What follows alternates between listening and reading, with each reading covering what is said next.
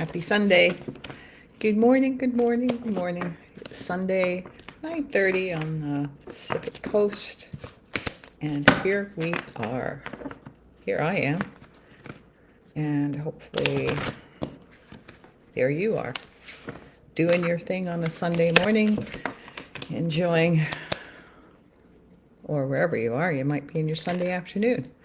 Hopefully you're enjoying some nice weather, time with your family, or maybe just sitting back and chilling and catching up on your reading, or baking, or figuring out what you're going to do for supper. You're going to go for a picnic, a barbecue. It's endless. It's endless. And I wanted to read something to you. There's a gentleman on Facebook, John Rodell, who does poems, and it kind of tied in with a mem, but was like talking about the deportation of illegal immigrants willy-nilly down in the U.S. I mean, willy-nilly. They're just sweeping in, and they are really not paying any attention to. And often these people are legal, are permanent residents, and yet they just get swept up and taken away. And they're targeting restaurants and businesses. And so there was a little meme about, it was a cookbook, a picture of a cookbook face, and are you happy now that you're deporting all these people that cook and have given us these delicious foods? Isn't that true? All the different cultures that we get to experience through the immigration into our country. Because let's face it, English cooking is pretty bland. My mother was not loved to bake, but her cooking was pretty basic, and as a result, so was mine. I remember with my first husband, he wanted spaghetti. I was like young. In my defense, 18, I think, and I bought a big tin of spaghetti because that's the only way. He came from an Italian family. You can imagine his response. I didn't stay with him. Stayed with him too long, but he gave me a beautiful first son. Anyway, then I worked in the restaurant industry, and my taste was expanded. My experiences were expanded. Meanwhile, since I'm not working as much, and I Google recipes, and I see recipes on Facebook. I'm trying different things. I'm trying curries, and I'm enjoying them. So the immigrants have brought to our countries all these different tastes, their culture, their recipes, if you're in the prairies, it's Ukrainians that came in with the Germans that came, like there's so much. So anyway, I'm just going to read John's poem. And, oh, now I have to find it. I thought I had it there, but I didn't, so just bear with me.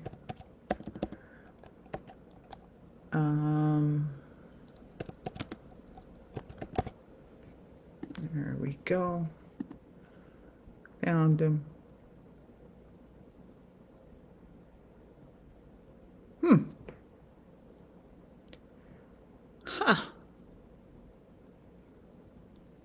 Well, I don't know that I can find it.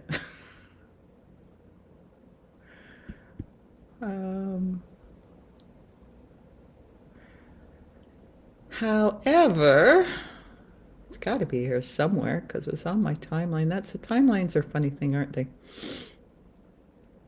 Oh no, it's right there. I missed it. Okay. It's an open poem to closed hearts. And anyone that's watching this doesn't have a closed heart. I know that. But just take this in, and it may be information for you to pass along. I will tag him in this poem. John Rodell, Roedel, on Facebook. I just thought it was beautiful. When you hate someone else because they are different from you, you are unknowingly hating on the very architect of creation itself. To rage against a color you've never seen before because it's exotic. Tincture offends your orthodox eyes. suggests that you believe the divine artist is worried about what you think. Did the first burst of cosmic energy care about its critics when it began to paint life across the constantly unfolding canvas of the known universe? Hell no. It is just wildly created, this delicate masterpiece of endless fire, orchestrated chaos, and a trillion or so wobbling worlds, like a Michelangelo made out of an army of swarming angels. And every inch of everything that exists is a unique piece of abstract splatter art. So if the divine was so unrestrained when it came to creating the stretching forever kingdom of stars, it would make sense that God was even more uninhibited when it came to how we were made. Each of us are a wow sculpture of unbridled, never seen before genius. Who are you to decide the everlasting potter molds their art? Get over your fear of people who look like, live, pray, love, believe differently than you do. Because the more you hide from what is foreign to you, the more you hide from the miracle of this existence. You only get to ride this skin and bone roller coaster for so long. Quit closing your eyes, stare into the swirl, because that's where God's most profound artwork is. Hurry up. Open your eyes. You're missing it. Open your eyes. Hurry up. And once you do, you will see it. The relentless power of creation. Oh, and how you'll gasp when you finally see it. Wowzers. Just reading it was powerful. And I hope you felt the power and the awe behind those words. I hope you felt that and that you can pass that on. I'll put the link in or copy and paste it or something, because it's go to his page, John, Roedel, and read the other things he does. Yeah, okay. So that I thought was well worth reading, and I hope you think so too. So here we are, and the world is just, I had many, many dreams last night. Many, many dreams, so vivid, so clear, so odd, odd. I was swimming in a tropical sea, following someone to elephants. And then I thought, I'm not that great a swimmer, and they were way ahead of me. And so then I thought perhaps I should turn around and go back to shore. Then I woke up. But I could feel the water around me, and it was quite magnificent. And there was another glimpse of another world with clear tropical water and plants. So yeah, there's that. I remember one, such a vivid experience, and it stayed with me. And it was meditating, so it wasn't a dream. So sometimes meditations, things that happen in meditation stay with me. Is that as I was meditating, suddenly it was flitted away to somewhere else. And I had this bird's eye view, dragonfly view, I don't know what. And I was skimming across, I wasn't skimming, but I was just above a river. And I want to say the Nile River. I have no idea, but it had that sense of it, and the reeds at the side. And I could see the water was so clear, and I see frogs underneath. And it was so, it was just beautiful. It was absolutely beautiful. So I have a thing about water, I guess. And I don't know. There's so many wonderful things out there.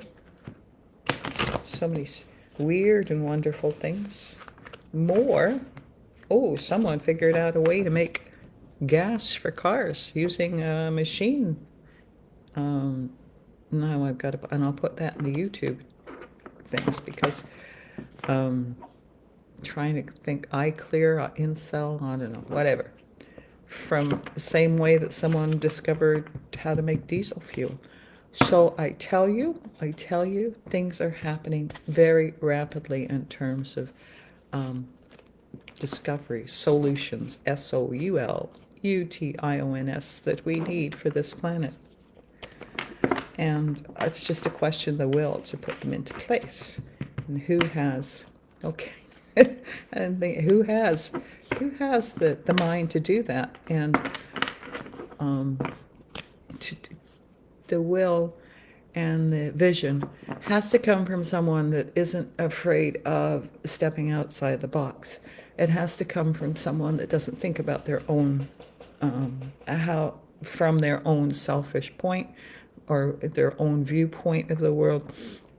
And so, because when I started this, I just heard Carney, and I'm like, yeah, of course, Carney. Carney, as well as being a world-class economist, has a degree in philosophy. And when you have a degree in philosophy, you're studying big things. You have an ability to see beyond what's immediately in front of you. And so your mind, so he has the ability to get things done, I would hope, through money and economics and planning. But as a philosopher, the ability to see how does this impact Canada down the road? How will this impact the world? He's just not about Canada. He's about the world because, and some say that's a globalist. And I'm like, well, what's wrong with that? Our whole world is interconnected. The whole world is interconnected. Everything that happens in one country is affecting another country in some way, shape, or form. And people go, well, China doesn't care about pollution. Where do you think the air comes from that circles around our planet? It goes everywhere. And if you've not been part of the, if you have not experienced or been affected by the wildfires in Canada or in the States, in Canada from smoke from the States, smoke from the other side of Canada, the smoke that's in Canada goes down, I mean, it just goes around. Because we are not in a little bubble. Well, the Earth's in a bubble right now. There's nothing new being transplanted onto this planet. So I have to imagine that everything we need is right here, and that perhaps we should take care of everything that is here, because we don't know what will be important, what will be needed. We don't know what's in the Amazon forest. We don't know what is supporting all the insect lives and the birds out there. I mean, it's just, we don't know. And because we don't know, shouldn't we be conscious about our actions? Shouldn't we think ahead to what does it mean when we do this? What will it mean 50 years down the road, 100 years down the road? There is a country in the Netherlands, I'm not entirely sure which, but they have a philosopher, and that's consults with the government leaders. What's it going to look like down the road? Because it's important stuff.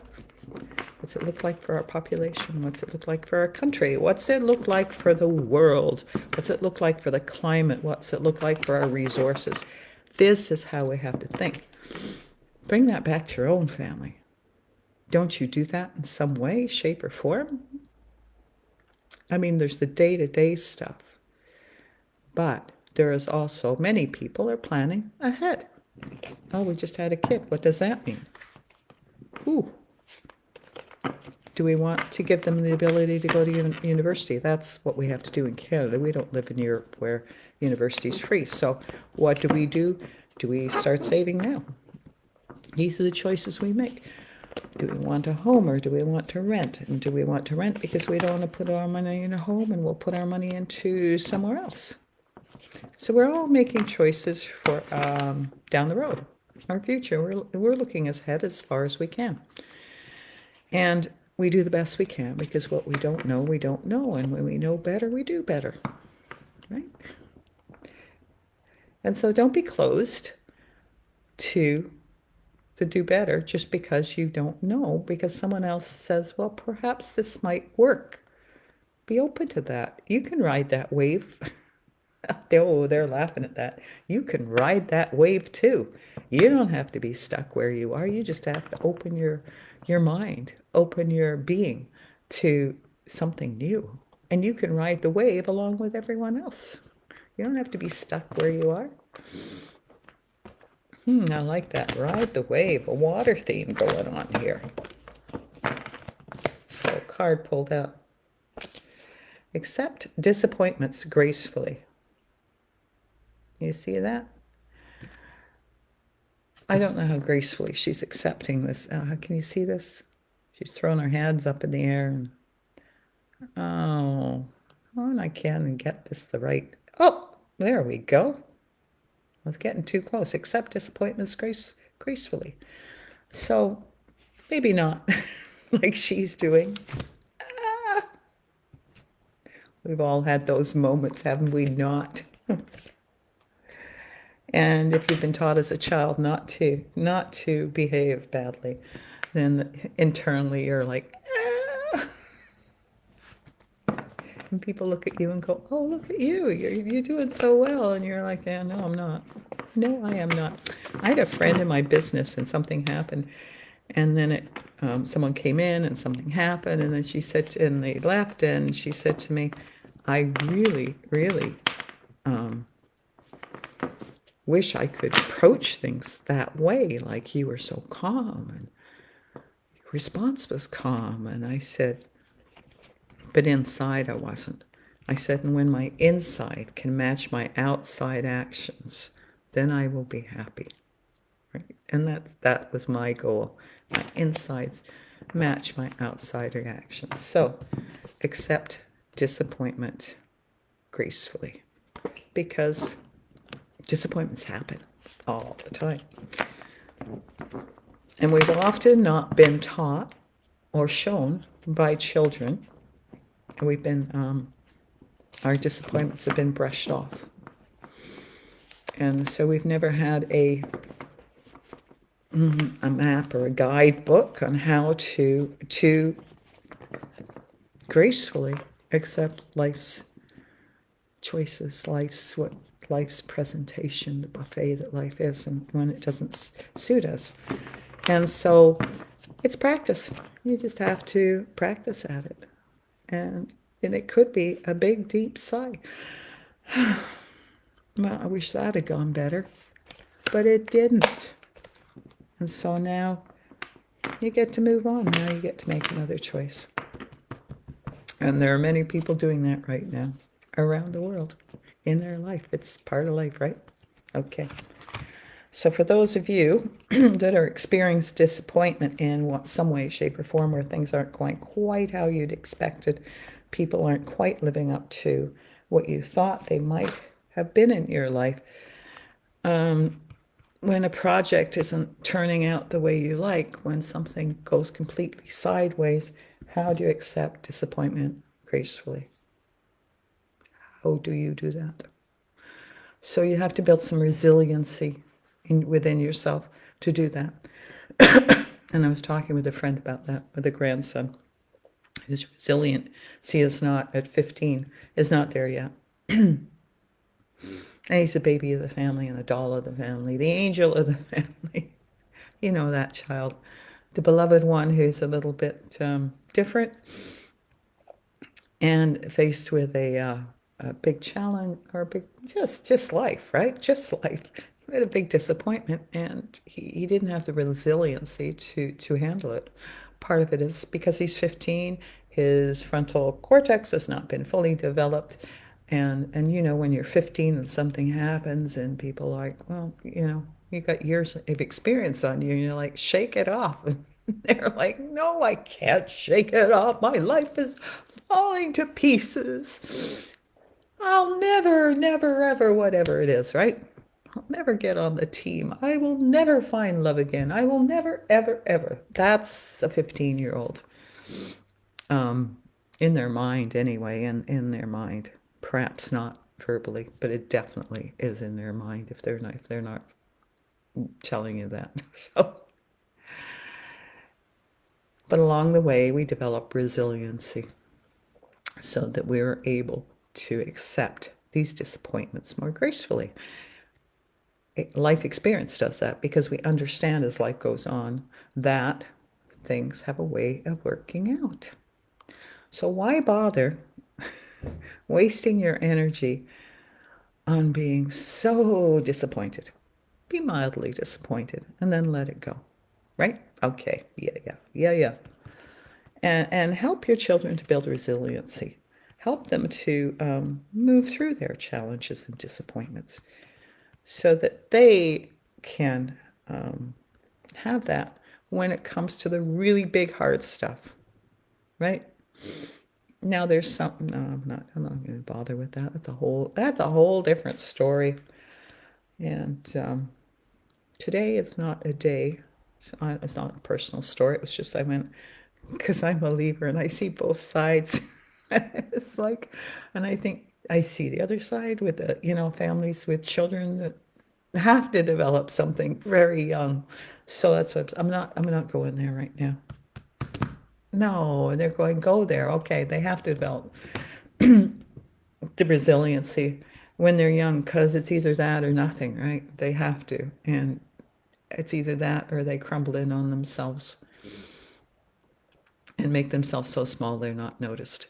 So when you see teens, preteens out there that are full of bravado and you know, acting tough and mean, it's because that's the resilience that they've developed in response to life around them, whatever that life is. You know, perhaps they're not good in school. Perhaps they have learning disabilities or challenges and they learn in a different way. Perhaps they don't have parents that understand, and perhaps their parents are from a different culture and their parents don't understand the culture that they're in now. Imagine that, all these immigrants here with these kids, and these kids are in school coming from a family that's totally different. You begin to see why they immigrate like the Indians will immigrate and go to a neighborhood where perhaps relatives live that can be like India in its way. And then when the kids go to school, they're with other Indian children with the same culture and the same lunches being brought to school, et cetera, et cetera. But if they're in smack in another school district, say, where they're faced with other different cultures, then it can be really hard. It can be really, really hard for children. And so they have to develop this toughness, this meanness, unless their parents get it. Unless their parents get it. So many parents don't get what their kids are going through because they're dealing with their own stuff too. So you, out there in the world, as a teacher, as a worker, teacher's assistant perhaps, someone working in the school, somewhere, just someone where kids go to, the local McDonald's, the corner store. Be aware that, this toughness is not inherent in them. They've had to develop it because that's their resilience, that's their protection, a shell against the disappointments and not understanding. So give them a break. And if we do that through the years when they're younger into preteen, then perhaps we won't have some of these kids going off the rails like they do, and these young adults. Either they're dissolving their disappointments in drugs, soothing themselves with drugs, alcohol, girls frequently sex, as well as perhaps they act out and they are violent and stealing. So how can we stop it? We can stop this. I mean, we can't stop what's going on in the home, but ask any kindergarten teacher which kids are at risk. Any grade 1 teacher, grade 2, they know which kids are at risk. They can tell you, this kid needs help. This family needs support. And if we as a society can do that, like they do in Europe, then that's how we make a difference. That's how we stand a chance. So that's how we end up with children that are resilient in a good way, not in this tough, mean way. in a good way. They can bounce back from disappointments. They get creative in their ways to explore different ways of doing things in a way. And oh, well, I can't even. Thank you. Come on, guys, give me the word. Give them the ability to solve problems. Thank you, to solve problems. Why couldn't I think of that? Anyway, give them the ability to solve problems. Okay. Yeah, there. That's where I was going with. Thank you. You pushed me there. They pushed me there, guys. It's meant for someone out there to hear. So, let's get a card. Let's get another card. Make necessary sacrifices. So she's throwing rose petals over the balcony. That's a funny thing. Make necessary sacrifices. Oh no, she's just throwing flowers over, not even just the petals, the flowers. She's just tossing them over. She's making her sacrifices to the gods. And so in our lives, we make sacrifices, don't, especially if you're parents, you make sacrifices. If you are in a relationship, you make sacrifices. That's just the way of it. If you work for a company, you end up making sacrifices within whatever little department you're in. That's life. We all make these little sacrifices. I'm hearing, don't sacrifice too big. Don't. I mean, you will make sacrifices, make necessary sacrifices. So look and see. Where is this? There, make necessary. There you go. That's the word, necessary sacrifices. So don't think you have to go whole hog. Don't think you have to do this big, huge sacrifice. You do not. Look and see and determine which sacrifice is necessary, which one's truly necessary. Again, they bring him back to the budget because so many people are in this spot. What is necessary? Go down your list. You have a list. You know what's important in your life. And you know where you can cut back and where you can't. The necessary sacrifices. There's some things you can't touch. You can't touch your car payments, your mortgage, your car insurance, your grocery. Well, you could cut your grocery bill back a bit, but you know what I mean. There are necessary sacrifices to make, and sometimes they're just for time, for a short time until things change. In a relationship, there's necessary sacrifices to make in order to, so someone's going through a big transition. Maybe you make small necessary sacrifices to support them in that transition for a short period of time until they're stable and on solid ground again. And they do that for you. So the necessary sacrifices come in many different ways, shapes, or forms, and you know what they are. You know what they are. Perhaps it's meeting up for friends and you go where they want to go because it's, as my son uses the word, I am unattached. So it's a sacrifice that doesn't, yeah. But I love that, unattached. I am unattached. Think about that rather than saying, I don't care. I don't care sounds so like, I don't care, it doesn't matter, But I am unattached, whether we go to this coffee store or that coffee store. Doesn't matter to me. One way or the other, I'm unattached. And so today, let's go where you would like to go. Let's go to this place or that place. So you see, I'm unattached. It's a much gentler way of putting things, right?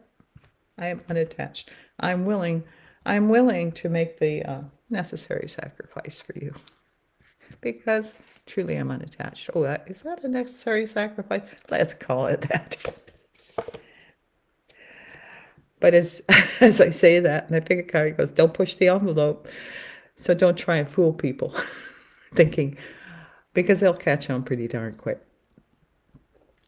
Don't make it seem like a sacrifice. Thank you. Don't make it seem like a sacrifice when truly it isn't. Just let it be what it is. I'm unattached. Lots of people can play the game, like make it seem like, oh, okay, just for you. And inside they're like, don't push the envelope, folks. See the energy swirling around them. Don't push, okay, I'm hearing also, don't push the envelope with your energy. Don't do too much right now. Don't overachieve. Don't overexercise. Don't overexert. I'm moving this card. There's the arrow on the film. Like, you can't see it, but I can. It's distracting me. Okay. Don't push the envelope. So I'm hearing there's two ways to read this. Don't push stuff away, the envelope. And they gave me like the bills coming in and where you could just push them away. Don't open. They just kind of pile up there.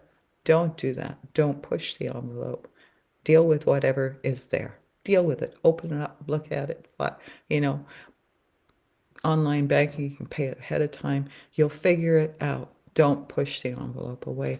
The other thing is don't push the envelope with your energy. So important, because your energy is precious. And some days you will have a lot of it and a lot of it to share, and other days you won't. And those are the days that you step back and you have a rest, because if you keep pushing yourself, that creates tension in your body, which literally tension in your body. And when you go to do something, you'll end up pulling a muscle.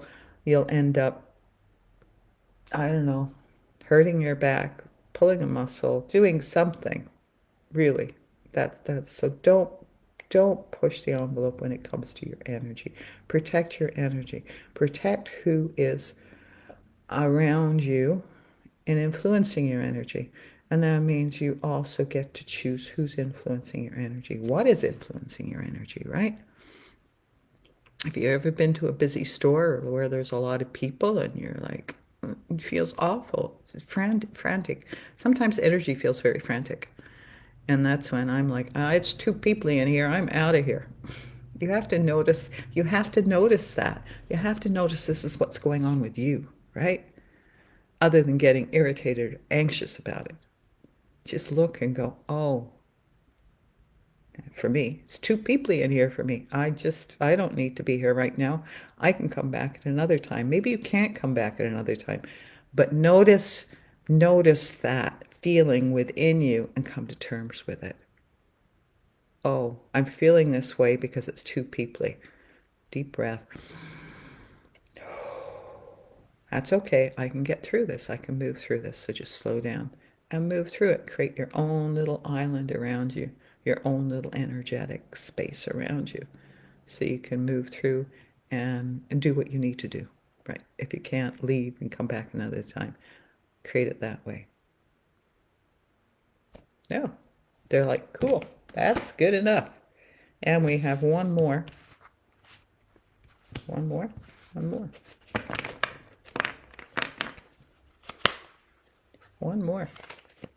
All little tidbits today. All little tidbits on there. Oh. One more became two more. I mean, when the deck gives you what it gives you, you better read it, right? Take the lead. So, itchy nose. Take the lead, because oftentimes people don't want to take the lead. They're looking for someone to show them the way. They're looking for someone to go, come on, we're going this way. Because otherwise you're just kind of hanging out like, I don't know which way to go. And so take the lead. Take the lead in your own life, for one. Very, very, very important. Take the lead in your own life. Don't sit back and let other people decide for you. Decide what you want. And even if you can't decide right away and you're just along for the ride for a short while, it's okay. Well, it's okay. But know that's what you're doing. Don't blame anyone else for it. Know that's what you have chosen in that moment in time. That's all right. Until you decide, okay, now I know what I want, and I'm going to take the lead on it, right? I'm going to take the lead. I'm going to climb that ladder to the sky. I'm ready. I'm going to take the lead. And then the other one is find your backbone. So in order to take your lead, the lead in something, you have to find your backbone. You have to say, okay, to yourself, not to anyone else. It's all about you. You have to say to yourself, okay, that's enough. I'm ready to take the lead. I have found my backbone. It was a little lost there for a little while. I let it be that. I let it be that way. And now I'm like, okay, there it is. There it is. She's bent over backwards. You don't have to bend over backwards in your life. Maybe as a very young mom, with a very young child, you're bending over backwards for that child all the time. You're on their schedule, as it should be. But as time goes on, and when you're an adult, think about you don't have to bend over backwards for everyone.